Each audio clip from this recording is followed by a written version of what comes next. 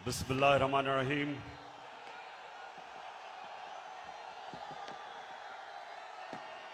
अल्लाह तेरी इबादत करते हैं, तेरे से मदद मांगते हैं।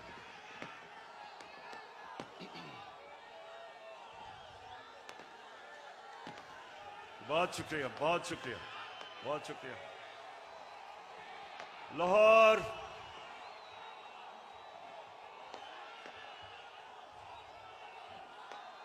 शुक्रिया, शुक्रिया। लाहौर मैं आपका जितना भी शुक्रिया अदा करूं वो कम है।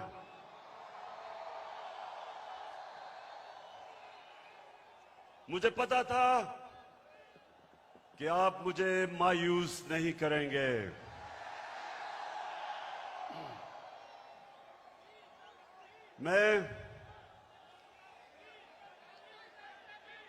मैंने कभी इतने बड़े जलसे के सामने खिताब नहीं किया।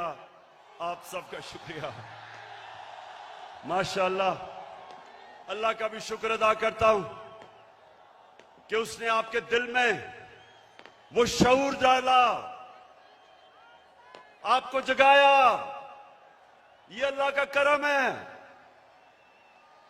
ये अल्लाह का खास करम होता है जब वो एक कौम को जगा देता है और एक इंसानों के हजूम को एक कौम बना देता है। ये अल्लाह तेरा लाख लाख शुक्र है। लाहौर में इधर पास ही मेयो हॉस्पिटल में पैदा हुआ था और मुझे बचपन से एहसास था। ये आपने आज गौर से बातें सुन। सामने प्लीज बैठ जाएं, बैठ जाएं, आप बैठ जाएं। वो नीचे देख सकते नीचे। बैठ जाओ, बैठ जाओ, बैठ जाओ, बैठ जाएं, सामने बैठ जाएं। वो देख नहीं सकते। बैठ जाएं प्लीज। देखें, मैं पाकिस्तान के साथ बड़ा हुआ हूं।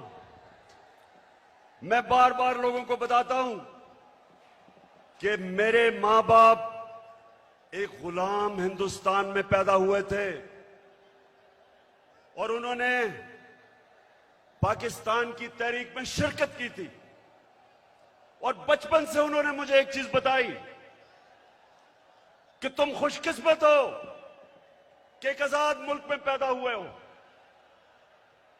और मैंने जब क्रिकेट की ग्राउंडों के ऊपर अपने मुल्क का नाम ऊपर किया और हमारा पाकिस्तान आहिस्ता आहिस्ता आहिस्ता क्रिकेट की दुनिया में ऊपर जाना शुरू हुआ, तो हमें फख्र होता था कि हम वो पाकिस्तानी हैं जो एक आजाद पाकिस्तान को दुनिया में उठा रहे हैं। तो मेरे पाकिस्तानियों, लाहौर के लोगों, जो आप सब यहां हैं, जो बाहर हैं, वैसे मैंने कभी इतनी पब्लिक नहीं देखी। मैं फिर से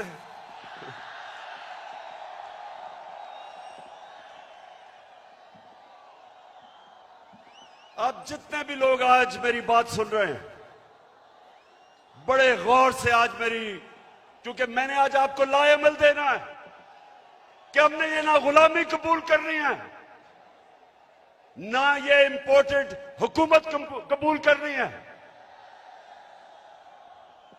और ये अब आपको पता चला है कि सिलेक्टेड हुकूमत क्या होती है। जो बाहर से सिलेक्ट होके लोगों के ऊपर मुसल्लत की जाती है, ये होती है सिलेक्टेड हुकूमत। जो डरती है इलेक्शन से, जो साजिशों से, जो पैसे लगा के, जमीन खरीद के, बाहर जो साम्राज्य उनकी जूते पॉलिश करके जो आज ऊपर हमारे मुल्क पे मसलत की गई है। तो मैं आज आपको लाएमल दूंगा कि मैं किसी सूरत इस हुकूमत को कबूल नहीं करूंगा।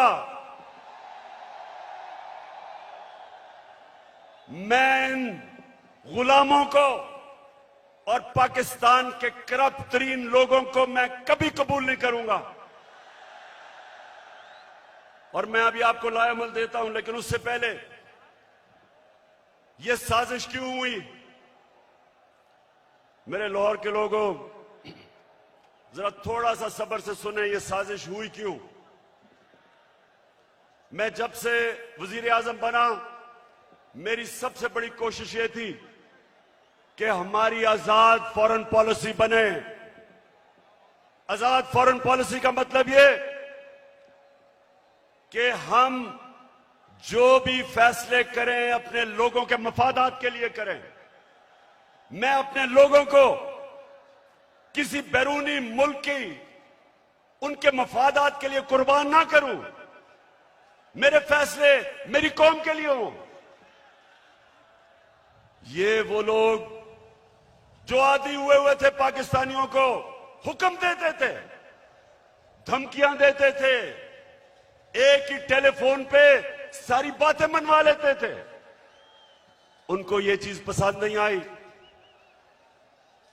मैंने ये भी फैसला किया जिस दिन मैं वजीर आजम बना कि मैं हर इंटरनेशनल फोरम में एक बात उठाऊंगा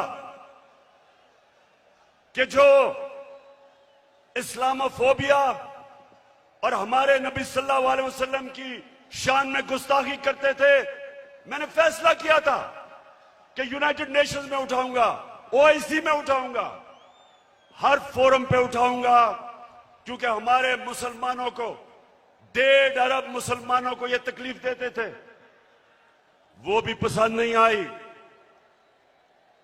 वो बाहर के लोगों को पसंद नहीं आई। और तीसरी चीज उनको क्या नहीं पसंद आई कि मैं जितनी भी फॉरेन पॉलिसी थी, चाइना से, रशिया से, मुसलमान ममालिक से, मेरी सबसे बड़ी कोशिश ये होती थी कि मेरी कौम को किसमें फायदा है। मैंने कभी भी किसी से डिक्टेशन नहीं लिया और ना मैंने कभी लेना था।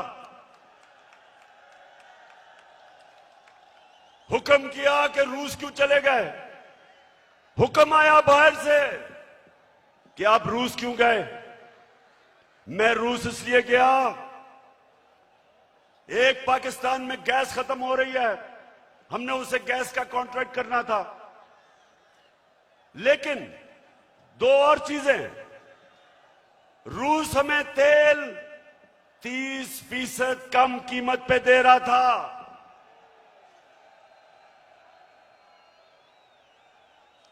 तेल 30% कम कीमत पे, इसका मतलब कि पेट्रोल और फजल रहमान को 30% कम पे हम बेच सकते थे।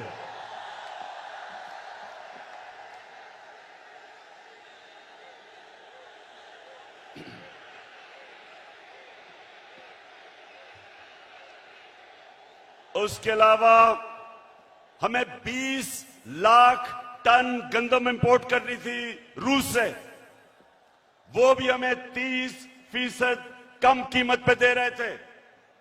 मैं इसलिए गया था कि मेरे लोगों को फायदा था, मेरी आवाम को फायदा था, मैं महंगाई कम कर सकता था। और ये देखें कि हिंदुस्तान जो अमेरिका का करीबी एलाई है, स्ट्रेटेजिक एलाई है, वो तेल मंगवा रहा है रूस से। उसको अमेरिका ने कहा कि ना तेल खरीदो, उसने आगे से सीधा जवाब दिया अमेरिका को कि हम अपने लोगों के मफादात के लिए फैसले करते हैं। यानी कि हिंदुस्तान की फॉरेन पॉलिसी उनके लोगों के मफादात के लिए, और हमारी फॉरेन पॉलिसी किसी और कौम की मफादात के लिए। यह भी पसंद नहीं आई बात, चाइना से ताल्लुकात वो भी पसंद नहीं आए, तो तब बाहर से साजिश होनी शुरू हुई। लेकिन ये याद रखें कि साजिश कभी मुकम्मल नहीं हो सकती जब तक अंदर मुल्क के मीर जाफर और मीर सादिक ना बैठे हों। मीर जाफर वो गद्दार था जिसने अंग्रेजों के साथ मिलकर मुसलमानों की हुकूमत, सिराजुद्दौला की हुकूमत गिराई जाती मफादात के लिए।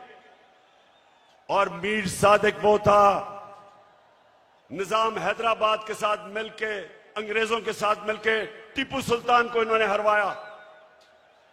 यहां भी मीर सादिक और मीर जाफर बैठे हुए थे जिन्होंने बाहर की साजिश में पूरा हिस्सा लिया।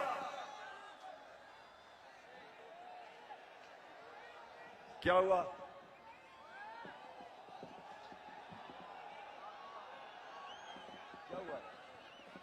अच्छा सुना जरा, हो जाएगा ठीक। तो ये साजिश बाहर से हुई, अंदर मीर जाफर और मीर सादिक बैठे थे, अंदर थ्री स्टूडेंट्स बैठे हुए थे, इन्होंने इनके साथ मिले। और भी इसके अंदर लोग मुलव्वस थे। और तारीख इन सारों को किसी को माफ नहीं करेगी जिन्होंने मिलके एक हुकूमत को कब गिराया। मेरे पाकिस्तानियों ये सुने, हमारी हुकूमत को तब गिराया जब हमारी हुकूमत की, और मैं चैलेंज करता हूं, सबसे बेहतरीन पाकिस्तान की परफॉर्मेंस तहरीक इंसाफ की हुकूमत की थी। हमारी इकोनॉमी सही तरफ जा रही थी, 5.6% पे हमारी इकोनॉमी बढ़ रही थी। ना नून लीग ने इसका कभी मुकाबला किया, ना पीपल्स पार्टी ने किया। हमारी एक्सपोर्ट्स रिकॉर्ड पे थी। कभी पाकिस्तान की तारीख में 32 अरब डॉलर की एक्सपोर्ट्स नहीं हुई। कभी पाकिस्तान में इतने बाहर से डॉलर्स नहीं आए। 31 अरब डॉलर रेमिटेंसेस बैरून मुल्क पाकिस्तानियों ने हमें भेजी। 31 अरब डॉलर। हम जब हुकूमत में आए थे 19 अरब डॉलर थी। और पाकिस्तान की तारीख में सबसे ज्यादा पैसा हमने इकट्ठा किया टैक्स में, 6000 अरब डॉलर से ऊपर। यह भी पाकिस्तान की तारीख का रिकॉर्ड था। हमने सबसे सारे बर्रे सगीर में जिस मुल्क में सबसे कम बेरोजगारी थी वो पाकिस्तान था। सबको पीछे छोड़ गए हम। और ये कब? जब कोरोना वायरस ने दुनिया में तबाही मचाई हुई थी। पाकिस्तान वो मुल्क है जिसकी दुनिया ने मिसाल दी कि उस मुल्क जिसने सबसे बेहतर कोरोना वायरस को हैंडल किया, अपने लोग भी बचाए, अपने गरीब भी बचाए, अपनी इकोनॉमी भी बचाई।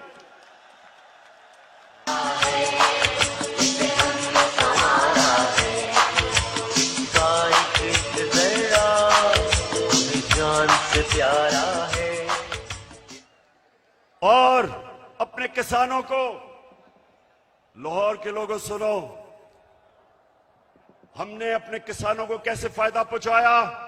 शुगर माफिया जो किसानों को कीमत पूरी नहीं देता था, टाइम पे पैसे नहीं देता था, क्योंकि सारे ताकतवर सियासतदान दोनों पार्टीज में शुगर माफिया का हिस्सा थे। हमने आके शुगर माफिया का मुकाबला किया, किसानों को पैसे दिलवाए ठीक टाइम पे, और उनको कीमत सही मिली। उन्होंने अपनी जमीन पे लगाया। और पाकिस्तान की तारीख में 5 फसलों में की तारीख में सबसे ज्यादा पैदावार पाकिस्तान की तारीख में एक पिछले साल हमने किया। गंदम की रिकॉर्ड पैदावार, गन्ने की रिकॉर्ड पैदावार, मकई की रिकॉर्ड पैदावार, आलू की रिकॉर्ड पैदावार, चावल की रिकॉर्ड पैदावार, यह हमारे दौर में हुआ। जब दुनिया कह रही थी कि पाकिस्तान की इकोनॉमी सही रास्ते पे निकल गई है और जिस रास्ते पे जा रही है आईएमएफ की गुलामी से आजाद होने जा रही थी, तब इन्होंने हमारी हुकूमत को साजिश करके गिराया। पहले हुकूमतें गिरती थी, 2 दफा बेनजीर की हुकूमत गिरी, 2 दफा नवाज शरीफ की 90 की दिहाई में। जब भी गिरी करप्शन पे गिरी। मैं चैलेंज करता हूं, बताएं कि क्या इमरान खान ने कोई लंदन में फ्लैट लिए, कोई फैक्ट्रियां लगाई? मेरे पे आज इल्जाम लगाया जा रहा है कि जनाब तोशा खाना से इसने कोई चीजें ली। जरा लाहौरियों जरा सुनो, तोशा खाना है क्या? समझो पहले ये क्या है। जो भी तोहफा मिलता है प्राइम मिनिस्टर और उनके वजीरों को, जो भी तोहफा मिलता है वो तोशा खाना में जाता है। इनके जमाने में जब तोशा खाना में प्रेजेंट जाता था तो ये 15% पैसे दे के जो हुकूमत को जाती थी वो खरीद सकते थे। हम आए, हमने 50% रखा, 50% हुकूमत को जाता था और जो भी हम खरीदना चाहे हम खरीद सकते थे। जो भी मैंने खरीदी सब रिकॉर्ड के ऊपर है, सब कानून के अंदर है। और आज मैं आप सबको यह भी बता दूं कि मैंने उन पैसों से जो मेरे घर के नीचे सड़कें जो आम लोगों को भी फायदा पहुंचाती थी, वो तोशा खाना के पैसे से सड़क ठीक की, हुकूमत का पैसा नहीं लिया। मेरा जो घर है मैं कानून के मुताबिक उसको कैंप ऑफिस बना के सारे खर्चे हुकूमत देती है, यानी आप देते हैं टैक्स, आप टैक्स पेयर उसका पैसा सारा देता है। मैं अपने खर्चे देता हूं। मैं कोई ना लाहौर का घर ना वहां कैंप ऑफिस नहीं किया, अपने पैसे से वो चलाया। जो दीवार नीचे बनानी थी सिक्योरिटी फेंस, गवर्नमेंट से पैसे नहीं लिए, अपना ऑफिस चलाया, गवर्नमेंट से पैसे नहीं लिए। और ये लोग जो आज प्रोपेगेंडा कर रहे हैं, मैं चैलेंज करता हूं कि तुम्हारे मैं चैलेंज करता हूं कि कभी पाकिस्तान की तारीख में किसी प्राइम मिनिस्टर ने अपने ऊपर इतना कम पैसा खर्च नहीं किया जो मैंने किया। चैलेंज करता हूं। तो चली है अब तहरीक, ये होगा ठीक, ये प्यारा पाकिस्तान। दिल में हो नीयत साफ, तो हो इंसाफ, कहे इमरान खान। तो चली है अब तहरीक, ये होगा ठीक, ये प्यारा पाकिस्तान। तो लाहौरियों, एक और वजह कि बाहर से साजिश हुई, अब ये जरा गौर से सुनना है आपने, क्योंकि मैं चाहता हूं इसके बाद जो मैं आपको लाएमल दूंगा वो बड़ा जरूरी है कि पहले आप समझ जाएं कि ये हुआ क्या, ये क्या, कितनी बड़ी साजिश इस मुल्क के खिलाफ की गई है।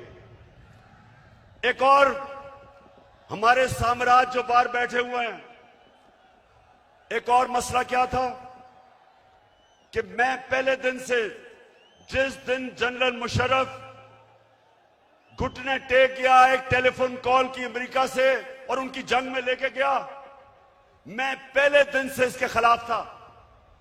हर फोरम पे मैंने कहा कि ये हमारी जंग नहीं है। हर जगह मैं कहता गया कि पाकिस्तानियों को कुर्बान कर रहे हो किसी और की जंग में। और मैंने ये भी कहा कि अफगानिस्तान में कोई मिलिट्री सोल्यूशन नहीं है, बातचीत से मसला हल होगा। मुझे बुरा भला कहा गया, तालिबान खान कहा गया, मुझे कहा मैं दहशतगर्दों के साथ हूं, मेरी पूरी कैरेक्टर असैसिनेशन हुई। लेकिन मैं क्यों कह रहा था कि हमारी जंग नहीं है? क्योंकि मेरे पाकिस्तानियों, फॉरेन पॉलिसी बनती है, बार बार अपने ज़हन में डाल लो, अपने लोगों के फायदे के लिए। कौन सा मुल्क अपने आप को किसी और मुल्क के लिए कुर्बान करता है? 80,000 हमारे लोग शहीद हुए, 6,500 हमारे फौज के नौजवान शहीद हुए, हमारा कबायली इलाका उजड़ गया, 100 अरब से डॉलर से ज्यादा मुल्क को नुकसान हुआ। कभी कोई कमीशन बैठी, कभी किसी ने यह सोचा कि ये किसने हमें इस जंग में लेके गया ताकि आगे से हम इस तरह की हिमाकत ना करें। तो जब मेरे से इंटरव्यूअर ने पूछा कि आप अमेरिका को बेच देंगे, क्या कहा मैंने? और क्या आप मेरे से कोई और उम्मीद रखते थे? एब्सोल्युटली नॉट के अलावा कोई उम्मीद रखते थे? क्योंकि मेरा जीना मरना पाकिस्तान में है।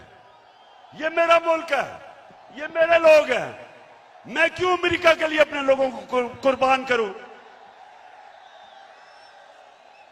तो ये भी उनको तकलीफ थी।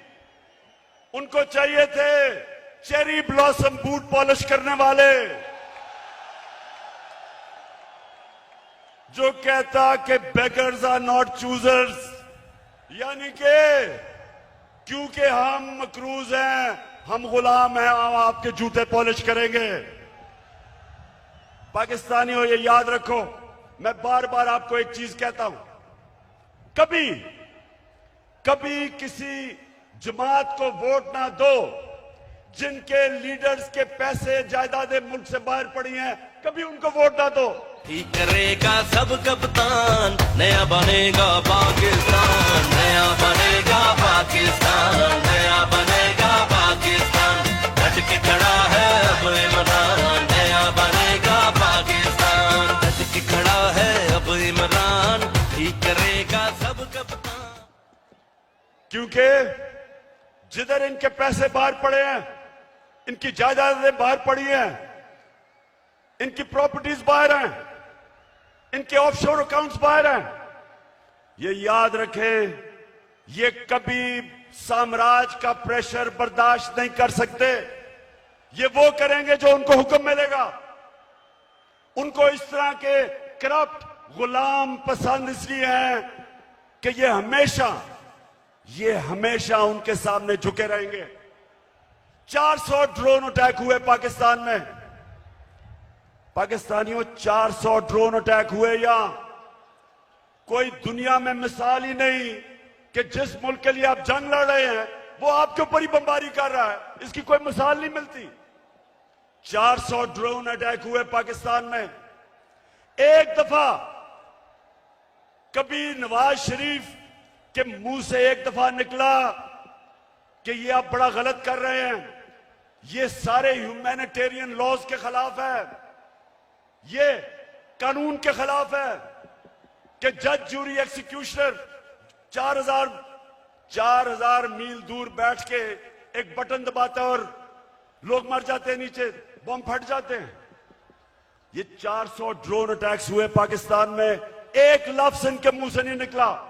मैं निकला सड़कों पे, मैंने धरने किए ड्रोन्स के खिलाफ, मैंने हर जगह अपनी आवाज बुलंद की, लेकिन इनके मुंह से एक लफ्ज नहीं निकला,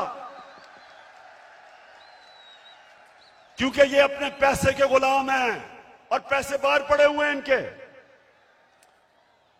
और मेरे पाकिस्तानियों, जो मुझे सबसे ज्यादा तकलीफ है,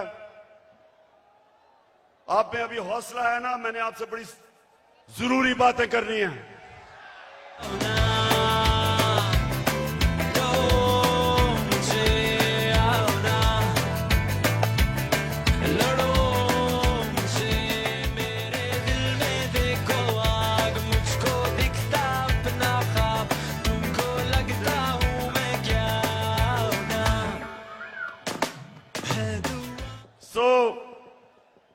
हुआ क्या, बाहर से साजिश प्लान हुई, अंदर मीर जाफर बैठे हुए थे। हमें एक मुरासला आता है, हमारे एम्बेसडर से मीटिंग होती है एक अमेरिकी ऑफिशियल की, और उधर वो उसको क्या कहता है, ये जरा सुने, तकब्बर सुने जरा, उसका तकब्बर। हमारे एम्बेसडर को कहता है कि अगर तुमने इमरान खान को इस नो कॉन्फिडेंस मोशन में ना हराया तो पाकिस्तान को बड़ी मुश्किलों का सामना करना पड़ेगा। तकब्बर सुने, 22 करोड़ हमारी आवाम, दुनिया का 5वां-6वां बड़ा मुल्क, और एक ऑफिशियल हमारे एम्बेसडर को कह रहा है कि अगर तुमने इमरान खान को, ये जो उसके खिलाफ नो कॉन्फिडेंस मोशन आ रहा है, अभी आया नहीं था, उसको पहले ही पता था, कहता कि अगर ये आपने इसको ये अगर कामयाब ना हुआ इसके खिलाफ तो पाकिस्तान को बड़ी मुश्किलों का सामना करना पड़ेगा। लेकिन अगर कामयाब हो गया, और ये सुनो मेरे पाकिस्तानियों, कहता अगर कामयाब हो गया तो हम पाकिस्तान को माफ कर देंगे।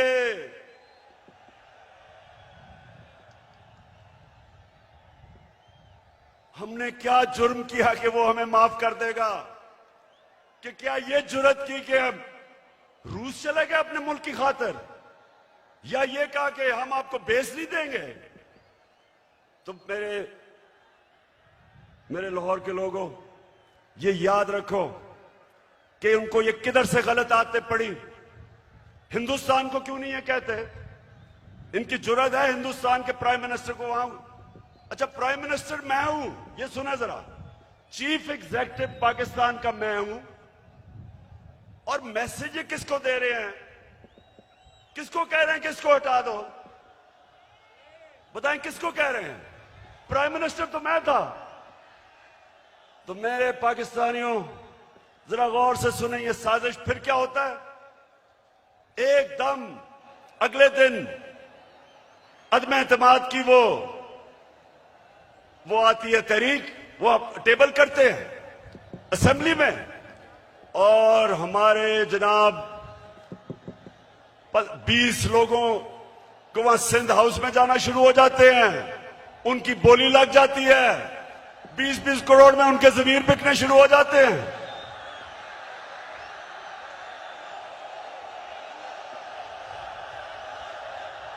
मैं तो देखूंगा, मैं तो देखूंगा, तुम भी देखोगे। और फिर जो हमारे इत्तेहादी हैं, मैं मुनसिलाई आजाद को खराज तहसीन पेश करता हूं। आप वाहिद रह गए, बाकी सारे चले गए। मैं तो देखूंगा, मैं तो देखूंगा, उनकी कीमतें लगी, बोलियां लगी, जैसे बकरा ईद पे बकरे बिकते हैं। बंद किया जनाब उनको सिंध हाउस के अंदर, सिंध से पुलिस लेके आए। सोचिए ये पाकिस्तान में हो रहा है। मैं अपनी आज बड़े अदब से मैं अपनी अदालतों से पूछता हूं कि क्या ये आइन के खिलाफ नहीं है, ये कानून के खिलाफ नहीं है कि बिक रहे हैं बकरों की तरह? अवाम से वोट लेके आए हमारे टिकट पे, और वहां जाके उनकी बोलियां लग गई। यानी ये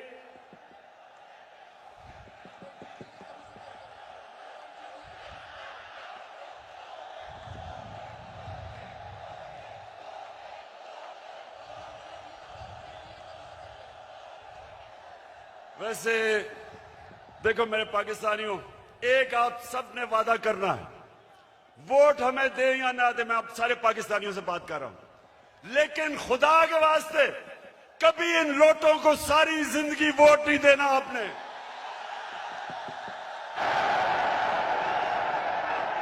जमीर फरोशों को, जिनका ना कोई दीन है ना ईमान है, ना उनमें शर्म है, कि सारी जिंदगी उनके बच्चों के ऊपर धब्बा लगेगा कि ये हैं वो लोग जिन्होंने अपने आप को बेचा, अपने जमीरों को बेचा। सारी जिंदगी के लिए इनके ऊपर एक मोहर लगे कि कभी ये सियासत के पास ना आए। जिन जिन हलकों में ये जाएंगे, मेरी कौम पाकिस्तानियों, अगर आपने इनको किसी भी हलके में जीतने दिया, आप इस मुल्क से गद्दारी करेंगे।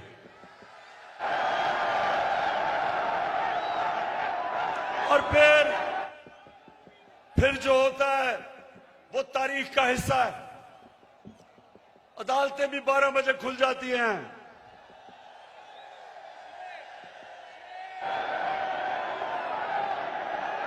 मेरे यहां दोनों स्पीकर बैठे हुए हैं, एक्स स्पीकर असद कैसर भी बैठा हुआ है और कासिम सूरी, दोनों हीरो हैं।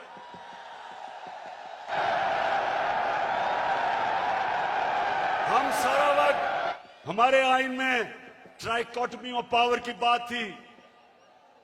हमारे आइन में यह था कि सुप्रीमेसी ऑफ पार्लियामेंट, लेकिन ये सब हमने अपनी आंखों के सामने, हमने सब ये इसको जाते देखा, और हमने फिर ये देखा, और ये सबसे तकलीफ दे चीज है। पाकिस्तानियों, जरा मेरी ये बात सुननी है। सबसे तकलीफ दह चीज क्या है?